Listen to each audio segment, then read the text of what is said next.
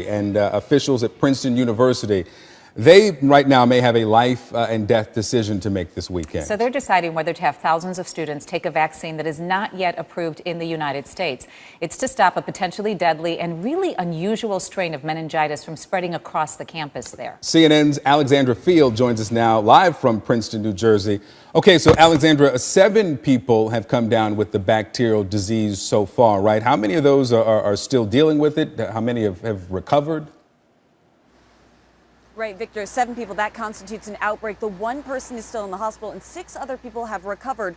But Princeton University leaders say they want to stop the spread of meningitis B any farther across this campus. So trustees are getting together this weekend and they're making a decision whether or not they should offer a vaccine to students that has so far only been approved overseas.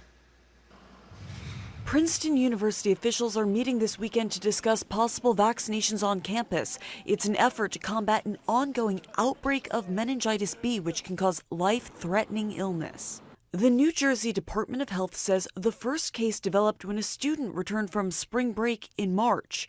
After additional cases were reported, an outbreak of the disease was declared in May. A total of 6 students and 1 visitor to Princeton are linked to the outbreak. The latest case was diagnosed last week. That student is still hospitalized this morning.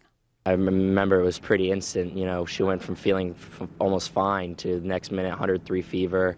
Bacterial meningitis is rare, and the strain causing this outbreak is very rare in the United States. It's not included in currently available vaccines. The bacteria can cause infections of the lining of the brain and spinal cord. Symptoms include headache, fever, vomiting, rashes, and stiff neck. Those infected need to be treated right away, and even those who recover can suffer serious complications such as hearing loss, brain damage, and limb amputations. To treat it quickly, so a community that may have other cases has to be aware of the symptoms, because the quicker you put someone on antibiotics, the more likely they are to recover. To combat the disease, the CDC has FDA approval to import the only vaccine for meningitis B as an experimental drug. It's called Bexsero and is approved in Australia and Europe, but not yet in the United States. If university and health officials agree to offer the vaccine, it will be available on a voluntary basis, something students will likely consider. I think a lot of people are concerned from the fact that it didn't go away over the summer after everybody left.